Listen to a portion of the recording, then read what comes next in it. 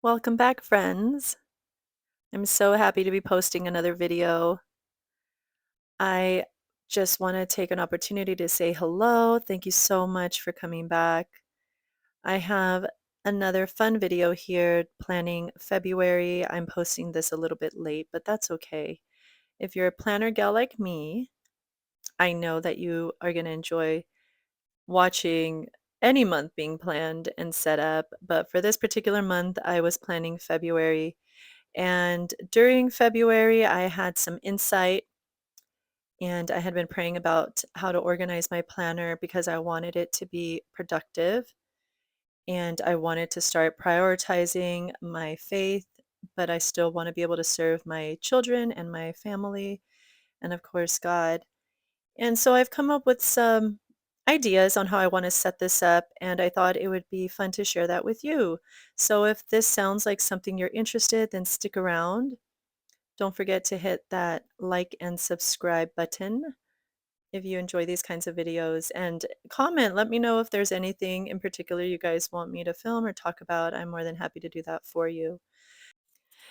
Now, on my last video, I did get a request to do a what's in my bag video, and I do plan to be filming that and posting one of those shortly for you guys because it has been a while since I've shared how I pack my bag, especially having 4 kids and doing some of the activities that we do throughout the week. I think that would be something fun to share with you.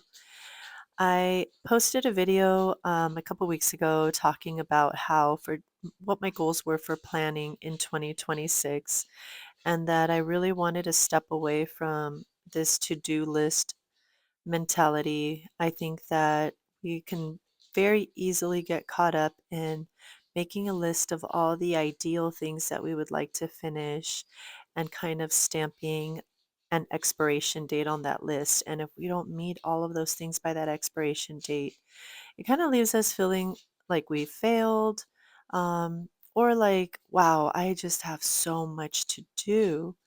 And I don't know if this happens to anybody else, but to me personally, when I don't complete tasks daily and then they start to pile up weekly, and then I go back and I look at like a monthly goal that maybe I had, and all these tiny little items, although they were originally set up by myself to help me like achieve um, important things, important tasks for my family, they really ended up weighing on me and causing decision fatigue.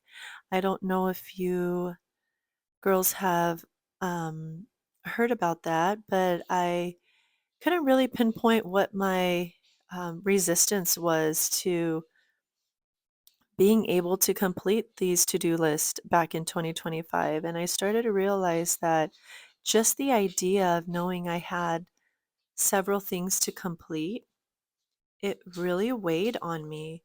And it almost made me want to resent opening my planner, and it made me want to just kind of run from all the tasks that I needed to complete.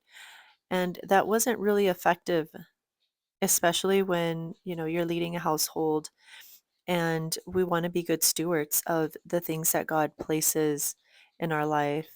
So, what I wanted to share in this video was my setup again for February. I kind of plan all of my months exactly like this. So this would be a great chance for you to see how I decorate and set up my month on 2 pages.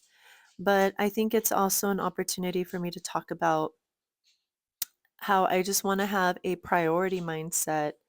And I want my priorities that I set up for my month to really be fruitful.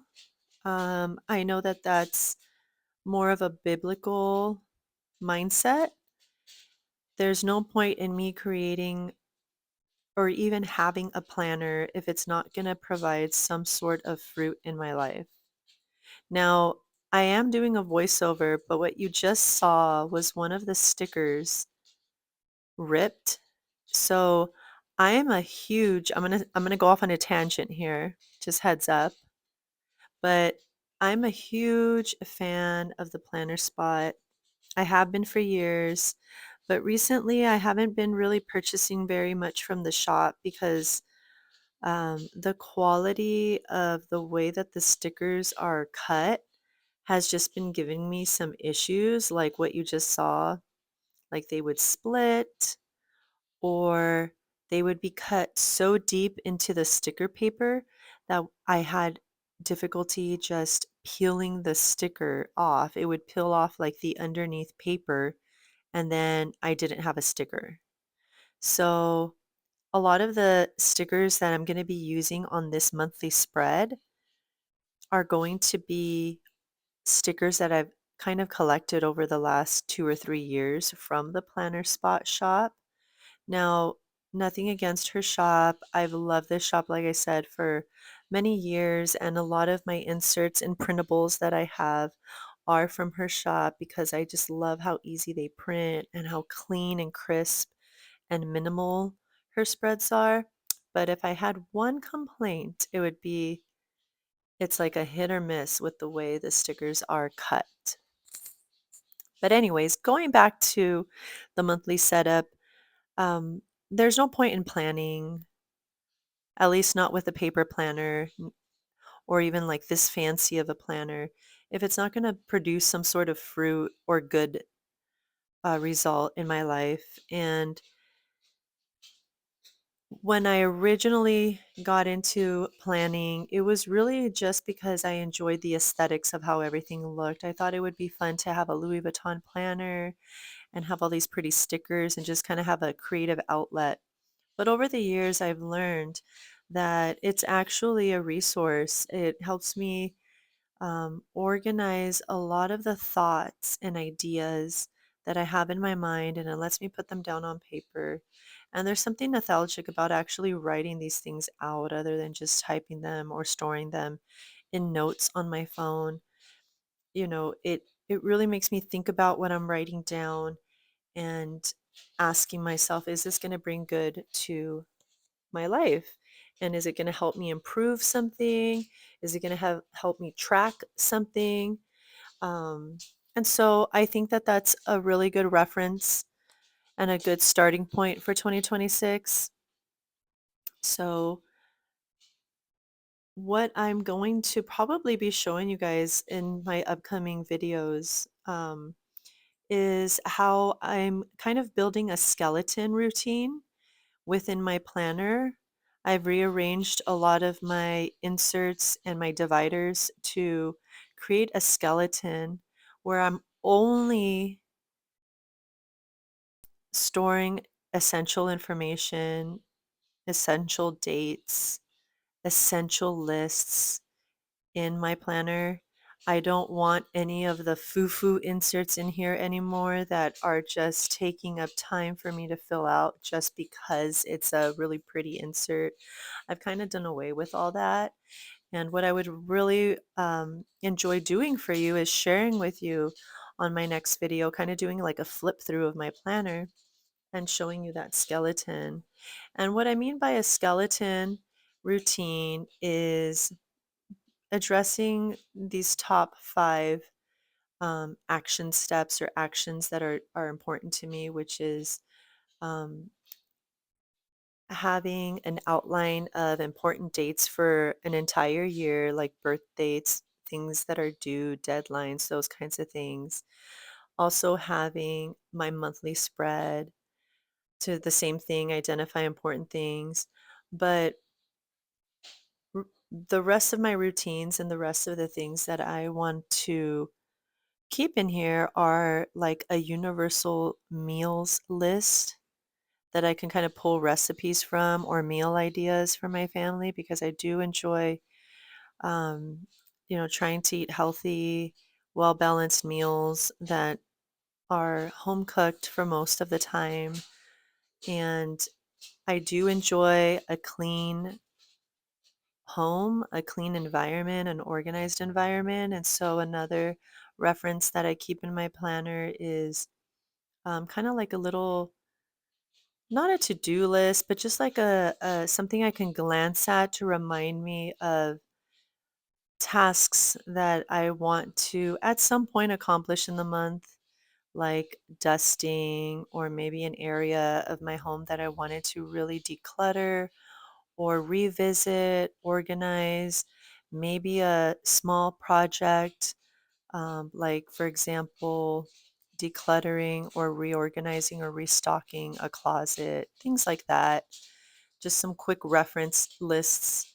And I also wanted to create kind of like a bucket list of museums or parks or beaches or restaurants, kind of like a little bucket list that myself and my husband and my kids can kind of create of things that we would like to visit or places, I mean, things we'd like to do or places we would like to visit within the year, and keep that in my planner. And kind of as we go through and hit those places, we can go ahead and check them off.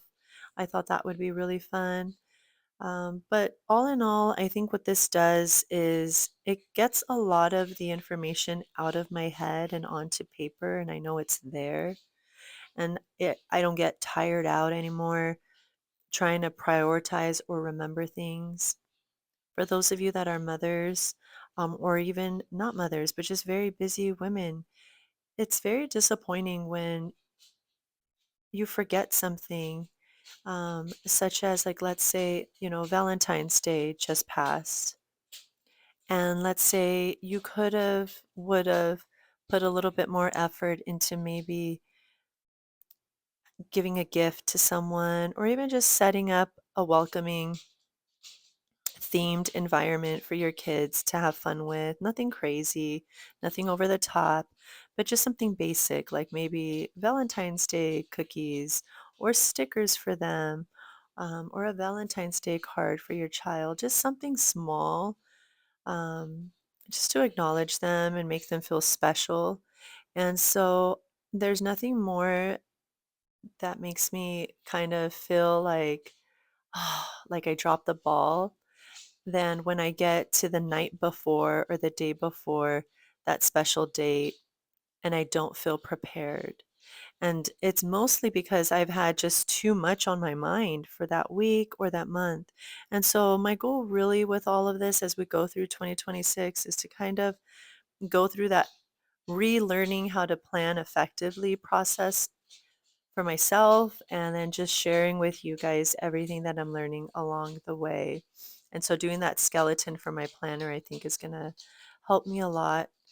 Um, but it's also going to bring back those prioritized tasks, and really focusing in on things like my faith, my marriage, my family, taking good care of my body, taking good care of my home, um, creating like a weekly rhythm so that it removes a lot of weight off my shoulders.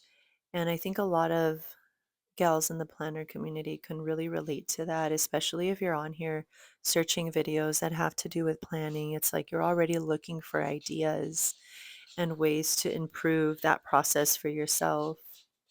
So I hope you would look forward to seeing videos like that, and look out for my next video I plan to be posting. I'll probably plan out March for you guys, and then also do a planner flip through, a what's in my bag video. There are some systems that I'm no longer doing in my planner, and so I think a planner flip through is going to be a great way to update all of that and update you all on that. I also wanted to kind of revisit um, how I've set up my other planners. I have a big collection of Louis Vuitton planners, and I use them for different things. They bring a lot of aesthetics, and also it makes it enjoyable. I don't have to rebuy a whole planner every year. I can keep the same planner, and rather than investing anywhere from $50 to $100 a year just in planner supplies and a whole brand new planner, and then kind of trying to figure out where to store it, I have these other planners. And I think going through and showing you my collection again, and an updated um, inserts, an updated flip through, I think that that would be a lot of fun too. Because I have the Damier Ebene and the Louis Vuitton Damier Ebene and the Louis Vuitton monogram prints, I am going to be switching into my monogram print for the spring, and so I think it would be fun to show you that setup as well. Thank you again so much for taking the time to visit my channel. And if you haven't already, hit that like button and subscribed. You can do that now. I'd love to have you. And until the next time, God bless. Take care.